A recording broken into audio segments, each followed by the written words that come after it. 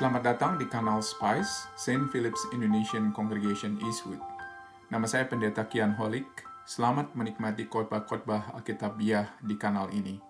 Sekiranya ada pertanyaan, dapat menghubungi kami di Instagram atau Facebook @spice.syd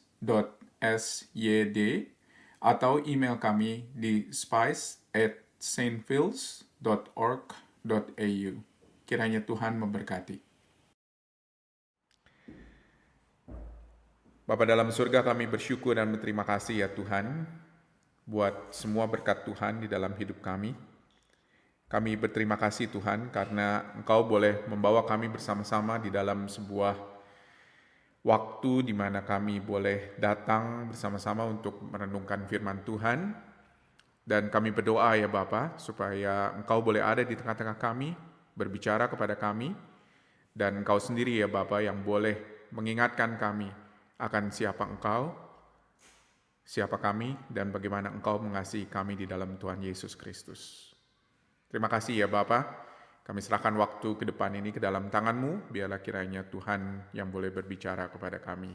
Di dalam nama Tuhan Yesus, kami bersyukur dan berdoa. Amin.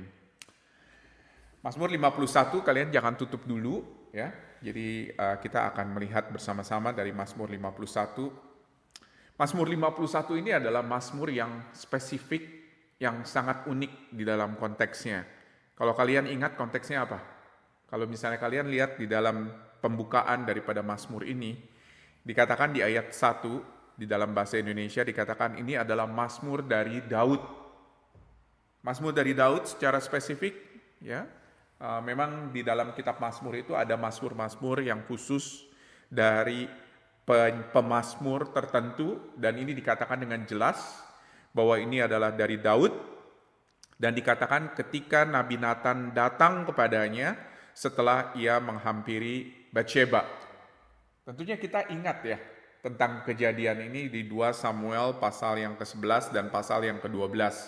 Tetapi saya kepingin kalian untuk diskusi dengan orang yang ada di sebelah kanan dan sebelah kiri kalian untuk mencoba merecall kembali, mengingat kembali, Yosua sama Adrian nanti, untuk mengingat kembali kurang lebih, apa sih yang terjadi di 2 Samuel 11 dan 12. Oke? Ya. Jadi konteksnya seperti apa? Coba, saya berikan waktu 1 menit untuk kalian bicara dengan teman sebelah kiri, sebelah kanan kalian, dan untuk recall bersama-sama apa yang terjadi sebetulnya. Ya, silakan. 2 Samuel 11 dan 12.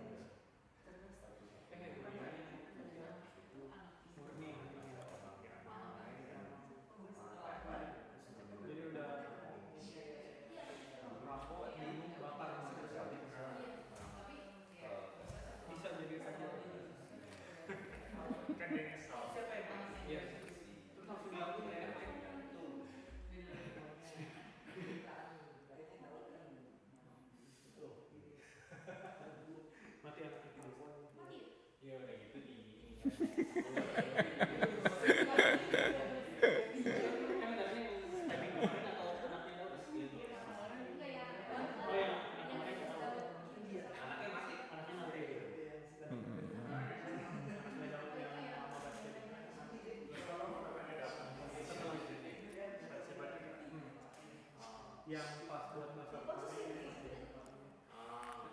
saya baca buat persiapan udah gitu dia makanya setuju. Oke, kita akan coba recall ya bersama-sama ya. Kita akan coba recall bersama-sama. 2 Samuel 11 dan 12 itu adalah masa keagungan daripada Raja Daud ya. Masa keagungan daripada Raja Daud. Seperti kita tahu, Raja Daud itu dipilih menjadi raja dari seseorang yang nggak dianggap, ya, seorang gembala boleh dikatakan yang tidak diperhitungkan, tetapi dia membawa bangsa Israel di dalam keemasannya, membawa bangsa Israel menjadi bangsa yang besar. Dan kemudian pada waktu itu di 2 Samuel 11 ini adalah masa-masa keemasan daripada Raja Daud. Dan kita melihat di ayat 1 dari 2 Samuel 11, Daud pada waktu itu menyuruh Yoab untuk pergi. Ada sesuatu yang terjadi di sini yang gak seharusnya. Apa yang terjadi? Yang terjadi ialah raja pada zaman itu seharusnya adalah pemimpin perang. Jadi kalau misalnya orang Israel keluar berperang, yang memimpin perang itu harusnya raja. Tetapi di sini Daud menyuruh Yoab, ya. Ada sesuatu yang aneh. Dan kita melihat di sini bagaimana Daud menyuruh Yoab untuk memimpin bangsanya untuk berperang. Dan apa yang dia lakukan pada waktu itu? Dengan kata lain, Daud mencoba untuk mengurangi fungsinya sebagai seorang raja, mungkin delegasi, begitu kita bisa berpikir seperti itu. Tetapi he doesn't do his job, basically. Dia nggak mengerjakan pekerjaannya. Sedangkan apa yang dia lakukan? Kalau misalnya dia ada urusan yang bagus sih di dalam kerajaannya, oke ya. Tetapi dia siesta pada waktu itu. Dia tidur siang, dan pada waktu itu ketika dia tidur siang, dia melihat dari istananya, dia melihat ada perempuan mandi, dan pada waktu itu dia memanggil perempuan itu yang bernama Batsheba, istri daripada prajurit Uria, ya, namanya Uria prajuritnya, dan dia panggil Batsheba itu untuk masuk ke dalam kamarnya. Kalau kalian lulus biologi di SMA, kalian tahu apa hasilnya ketika 2 orang, laki-laki dan perempuan, ada bersama-sama di dalam satu kamar, dan gak lama tentunya, karena pada waktu itu tentunya gak ada kontrasepsi ya. Batsheba mengandung, begitu loh. Dan kemudian kita melihat apa yang dilakukan oleh Daud untuk menyembunyikan dosanya. Waktu itu kita mengingat bahwa Daud memanggil Uria waktu itu untuk kembali ke tanah airnya, agar tidur dengan Batsheba, dengan istrinya, supaya keadaan Batsheba pada waktu itu mengandung itu tidak disangka sebagai apa yang dilakukan oleh Daud. Dan akhirnya dia mengutus Uria ini untuk pergi, untuk berperang, dan kemudian pada akhirnya kita tahu Uria mati, dan Daud pikir case close, gak ada yang harus tahu, tetapi kita tahu bahwa Tuhan tahu. Dan Tuhan singkat cerita menyuruh Nabi Nathan untuk memperingati Daud.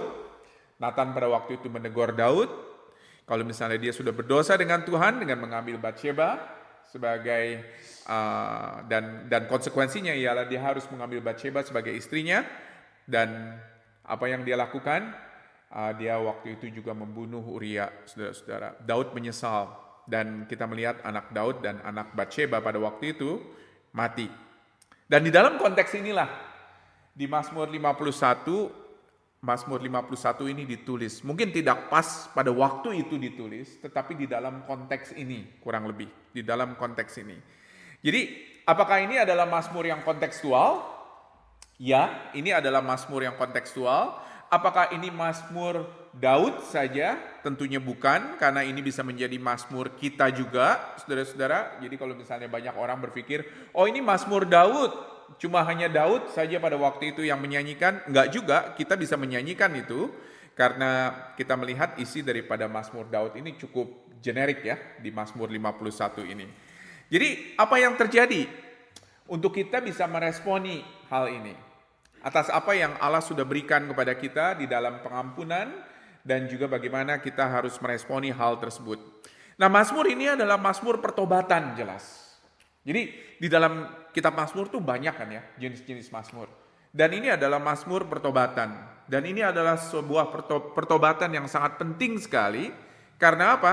Karena Alkitab sendiri mengingatkan bahwa ketika kita bertobat itu hanya karena iman. Dan di sini kita akan belajar bagaimana sebetulnya hal yang sentral di dalam pertobatan ini itu ialah di dalam pembenaran, saudara-saudara.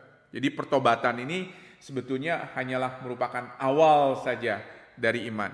Dan kita akan melihat pada hari ini 6 hal paling enggak yang saya pelajari dari Mazmur 51 bagaimana ini adalah pertobatan yang sejati.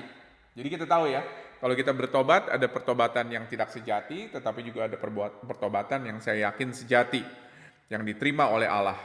Jadi seperti apa sebetulnya pertobatan yang diterima oleh Allah yang sejati ini? Oke? Jadi ada 6 hal. Yang pertama, ini adalah pertobatan hanya karena karya, pertobatan yang sejati ini adalah karena karya Allah. Jadi satu hal yang kita harus ingat dari Mazmur 51, walaupun kita melihat di sini bagaimana remuknya hati Daud, bagaimana hancurnya hati Daud, satu hal yang kita sadari bahwa pertobatan ini bukan karena remuknya hati Daud, bukan karena hancurnya hati Daud, bahwa pertobatan ini menjadi pertobatan sejati. Pertobatan sejati ini adalah karena karya Allah, hanya semata-mata karena karya Allah di dalam Roh Kudus-Nya.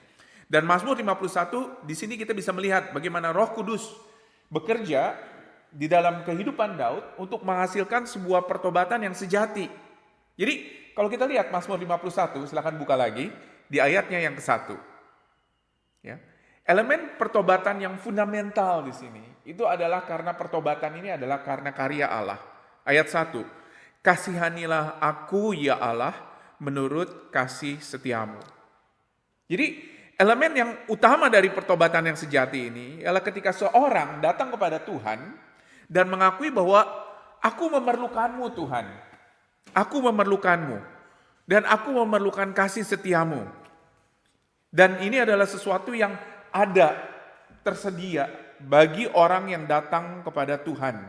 Jadi dikatakan ini adalah bahkan sebelum kita datang kepada Tuhan.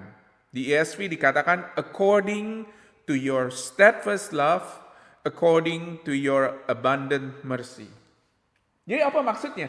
Maksudnya ialah pertobatan ini bukan karena remuknya hati Daud ketika dia datang, bukan karena Daud datang kepada Tuhan, maka dia boleh dikatakan mengalami pengampunan, tetapi hanya karena apa yang menjadi kasih setia Allah, ciri-ciri daripada Allah sendiri. Steadfast love, dan satu lagi apa? Mercy ya. Mercy, kasih setia dan rahmat. Itu adalah dua kata yang dipakai menjadi identitas daripada Allah. Dan ini adalah identitas daripada Allah yang ada bukan hanya di dalam kitab Mazmur, tapi juga di dalam kitab-kitab yang lain di dalam Perjanjian Lama. Misalnya contohnya di dalam kitab Keluaran pasal 34. Ini adalah identitas Allah, keberadaan Allah di dalam kekekalan. Jadi sekali lagi implikasinya buat kita apa? Implikasinya buat kita ialah bahwa ketika kita bertobat dan pertobatan kita adalah pertobatan yang sejati, itu adalah bukan semata-mata karena karya kita, bukan semata-mata karena kita datang kepada Allah, tetapi karena Allah yang setia dan Dia adalah Allah yang berbelas kasih kepada Daud. Jadi Daud di sini seperti kita tahu tidak minta keadilan Tuhan karena dia tahu bahwa kalau Tuhan exercise keadilannya, dia gak akan bisa berdiri di hadapan Tuhan, dia pasti akan hancur. Yang dia minta di sini ialah belas kasihan dari Tuhan. Belas kasihan atas dirinya, karena dia tahu dia adalah orang yang tidak layak untuk dikasihi. Dan ini adalah elemen yang pertama dari pertobatan yang sejati. Elemen yang kedua dari pertobatan yang sejati itu ada sebuah cleansing atau pembersihan. Ya. Kita melihat di sini bagaimana Daud melihat pentingnya pembersihan di dalam proses pertobatan ini. Perhatikan saudara-saudara ayat 2. Perhatikan ayat 2. Bersihkanlah aku seluruhnya dari kesalahanku dan tahirkanlah aku dari dosaku. Apa tahirkanlah artinya? Tahirkan apa artinya? Bersihkan juga, betul. Oke. Tetapi membuat seseorang menjadi clear situasinya atau keadaannya. Kemudian ayat 7, perhatikan. Bersihkanlah aku daripada dosaku dengan hisop, maka aku akan menjadi tahir. Basuhlah aku, maka aku akan menjadi putih seperti salju. Saudara-saudara. Jadi ini adalah dua konsep yang berbeda, begitu ya. Menjadi bersih dan menjadi tahir. Jika kita mengakui dosa kita, 1 Yohanes 1 ayat 9, dikatakan, maka ia adalah setia dan adil, dan ia akan mengampuni segala dosa kita dan menyucikan kita di 1 Yohanes 1 ayat 9. Itu adalah artinya to cleanse kita. To cleanse us from all iniquities. Dan bagaimana mungkin hal itu bisa terjadi? Kalau kita pikir di antara kita, bagaimana kita bisa selalu bersih, begitu ya? Tentunya kalian ingat ya, ketika awal COVID kita ada video seperti ini.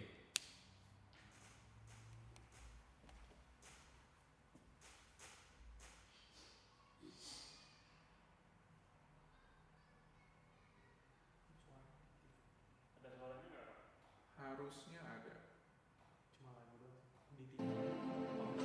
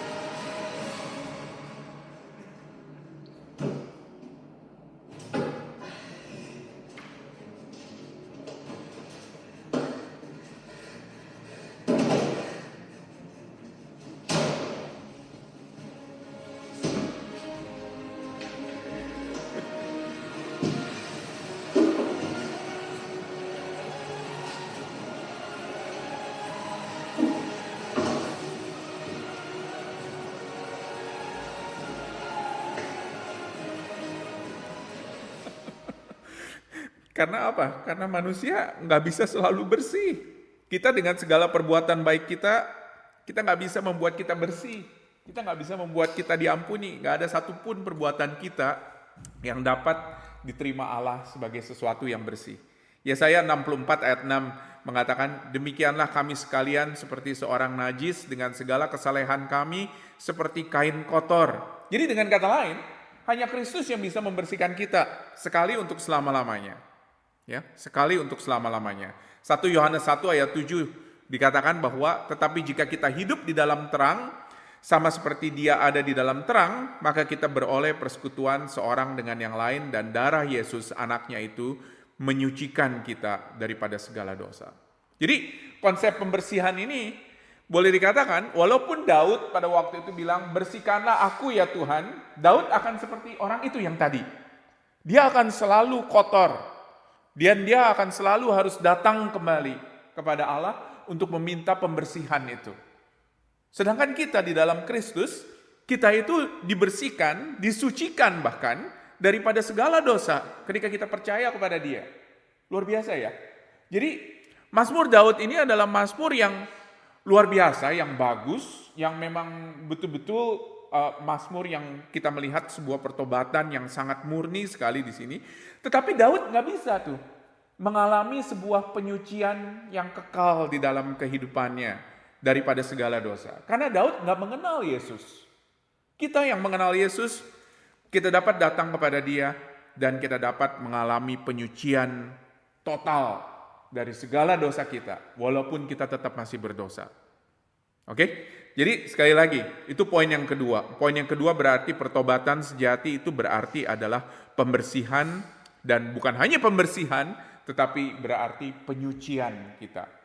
Yang ketiga, pertobatan sejati berarti kita mengakui dosa-dosa kita secara tulus atau secara sincere dan tidak berasionalisasi.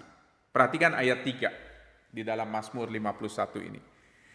Kita baca bersama-sama ya, ayat 3. 1, 2, 3. Sebab aku sendiri sadar akan pelanggaranku, aku senantiasa bergumul dengan dosaku. Jadi di sini kita melihat bagaimana Daud pada waktu itu dia mungkin dia stuck ya, dia nggak bisa escape lagi karena ada begitu banyak dosanya yang dia lakukan. Tetapi dosa yang dia pikir dia bisa sembunyikan, Tuhan ternyata tahu, ketahuan juga, saudara-saudara. Mungkin Daud tahu kalau misalnya dia itu nggak bisa escape dari hal-hal yang lain, tetapi dia pikir dia bisa escape dari apa yang dia sembunyikan. Tetapi ternyata di mata Tuhan dia nggak bisa escape, dia nggak bisa ngeles lagi pada waktu itu. Jadi seringkali kita juga seperti itu. Kita juga kalau misalnya kita nggak terpojok, kita nggak akan datang kepada Tuhan dan mengaku dosa-dosa kita. Karena seringkali kita beralasan ya, betul nggak? Bukannya karena kepinginan gua misalnya atau kepinginanku aku berdosa. Oke? Ini karena kokian nih. Ya, kasih lihat foto-foto durian di Indonesia jadi kepengen makan durian. Padahal saudara nggak punya duit misalnya untuk beli durian di sini. Oke? Satu hal yang kita perlu tahu bahwa Allah adalah Allah yang Maha Tahu. Dan melalui Roh Kudus-Nya, Dia ada di dalam setiap orang percaya untuk apa? Untuk membuat kita mengakui kesalahan kita, membuat kita sadar akan dosa-dosa kita dan pelanggaran kita. Dan kita nggak ada, saudara-saudara, satu hal pun di mana kita bisa membela atau membenarkan diri di hadapan Tuhan. Jadi Daud pada waktu itu dia mengakui bahwa hanya kepada Tuhan saja dia berdosa. Perhatikan ayat 4 ya. Di ayatnya yang keempat, terhadap engkau sajalah aku telah berdosa dan melakukan apa yang kau anggap jahat. Jadi secara fair sebetulnya, kalau kita lihat konteksnya di dalam 2 Samuel 11 dan 12, bahwa Daud sebenarnya tidak secara langsung berdosa kepada Tuhan ya. Karena apa? Karena sebetulnya dia berdosanya itu kepada sesamanya. Kepada Batsheba, kepada Uria, kepada bangsa Israel. Tetapi dia sadar di sini bahwa dosa dia yang paling utama itu ialah terhadap Tuhan. Walaupun nggak kelihatan. Dia sadar bahwa Tuhan itu adalah hakim dari dunia dan segala isinya. Dan terhadap Tuhan, dia telah melanggar hukum Tuhan dan melawan kekudusannya. Perhatikan di ayat 4b. Dikatakan di sini ini adalah sebuah pernyataan yang paling powerful di dalam pertobatan. Supaya ternyata engkau adil di dalam putusanmu, bersih dalam penghukumanmu. Jadi Daud berkata apa? Kata Daud begini, Tuhan engkau berhak boleh dikatakan di dalam semua keputusanmu. Gak ada yang salah. Dan yang saya deserve itu adalah penghukuman dan amarah dari Tuhan. Allah tidak bersalah di dalam melakukan segala hal. Dan dia punya hak boleh dikatakan untuk menghakimi Daud. Dan kita gak bisa tawar-menawar dengan Tuhan, gak ada negosiasi. Doa pengakuan dosa ini bukan hanya sekedar seremonial. Soal checkpoint. Tetapi ada sebuah pertobatan yang datang dari dalam hati kita. Perhatikan ayat 5 dan ayat 6. Sesungguhnya dalam kesalahan aku diperanakan, dalam dosa aku dikandung ibuku. Sesungguhnya engkau berkenan akan kebenaran dalam batin, dan dengan diam-diam engkau memberitahukan hikmat kepadaku.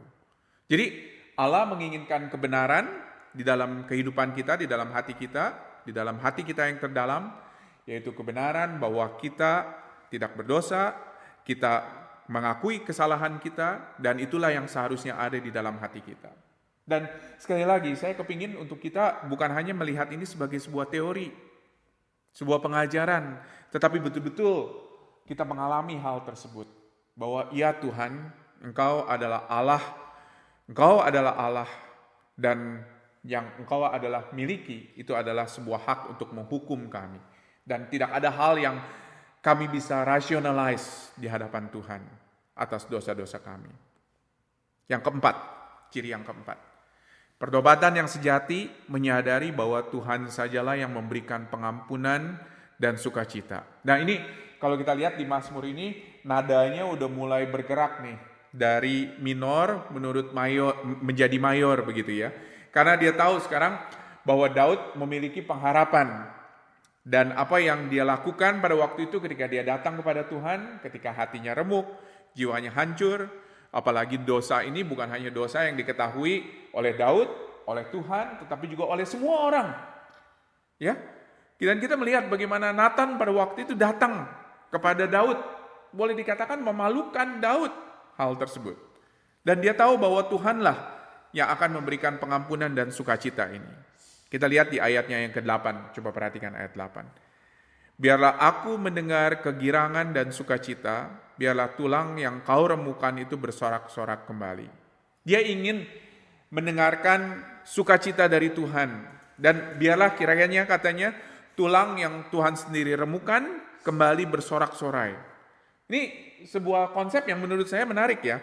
Karena Tuhan sebetulnya yang memojokkan dia agar dia mengakui dosanya. Tetapi Tuhan sendiri juga yang membuat dirinya bersorak-sorai. Dia adalah Allah yang sanggup. Allah yang sanggup membuat Daud untuk menyadari dosanya. Dia adalah Allah yang sanggup untuk membuat Daud bersih hatinya.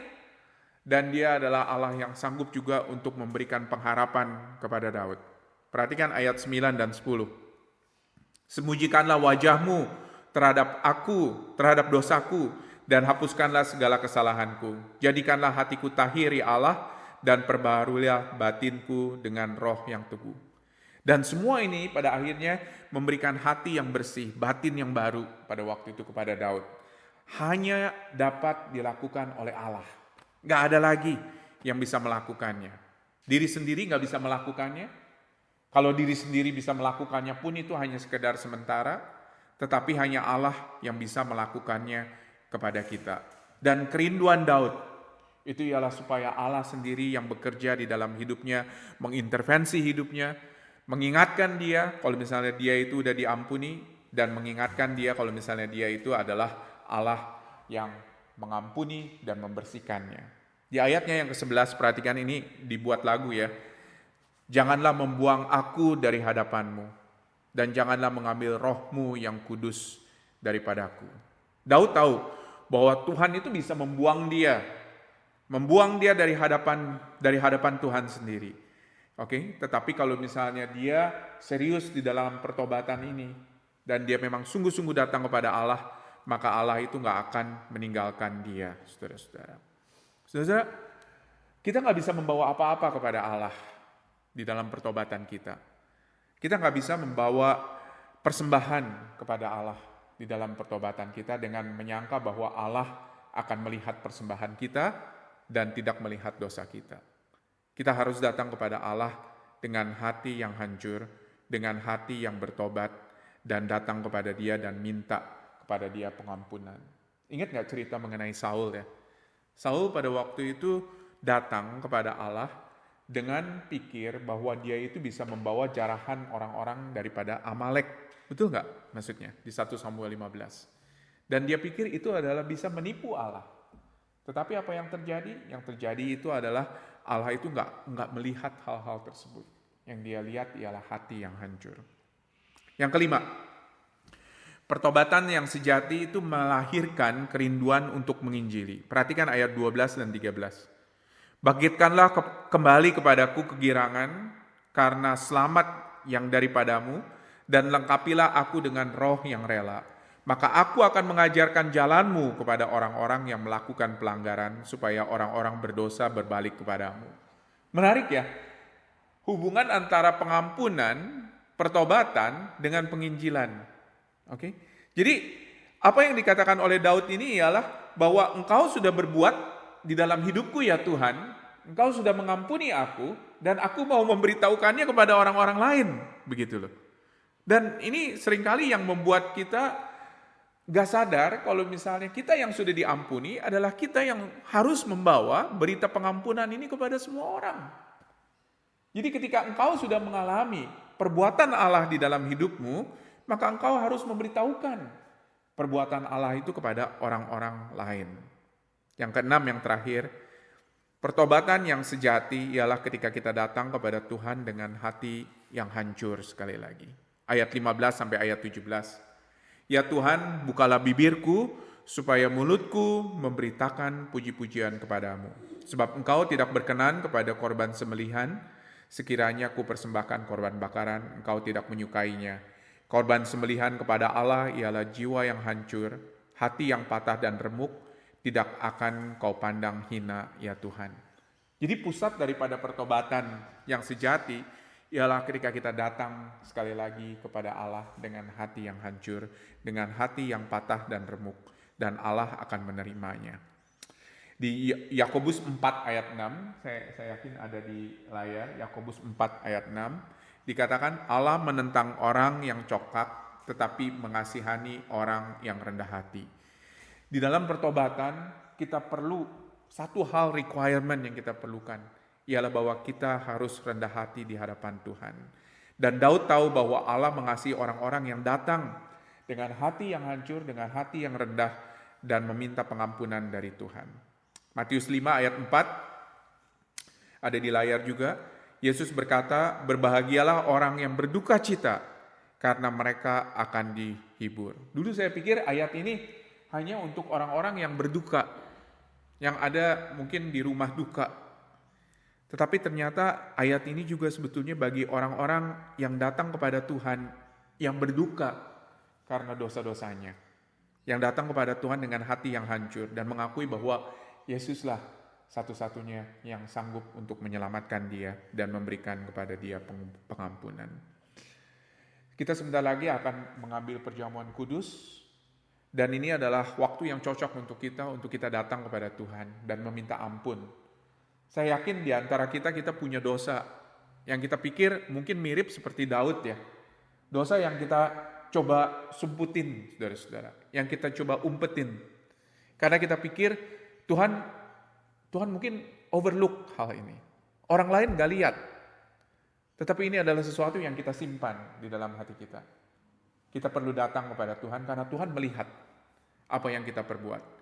Dan Tuhan menginginkan kita untuk datang kepada Dia dengan pertobatan yang sejati. Mari kita berdoa. Bapa dalam surga, kami bersyukur dan berterima kasih ya Tuhan buat Mazmur 51 yang boleh mengajarkan kami bagaimana pertobatan yang sejati itu. Terima kasih untuk contoh kehidupan Daud yang kami boleh pelajari pada hari ini ya Tuhan. Bagaimana Daud datang kepada Tuhan, mengakui dosa-dosanya, dia tidak berasionalisasi di hadapan Tuhan. Dia bahkan mengakui bahwa hanya kepada Tuhan dan Tuhan sajalah dia berdosa. Dan Tuhan, kami datang ke hadirat-Mu ya Tuhan, mengakuinya. Dan sebentar lagi ketika kami mengambil roti dan meminum anggur, kami diingatkan ya Bapa, bagaimana kasih setia Tuhan di dalam hidup kami, kebaikan Tuhan. Dan biar kiranya Tuhan kami boleh bersyukur ya Bapa, untuk memberitahukan hal itu kepada orang lain, untuk hidup di dalam kehidupan yang kudus, memuliakan Tuhan, meninggikan Tuhan di dalam hidup kami. Terpujilah Tuhan namamu, di dalam nama Yesus kami berdoa. Amin.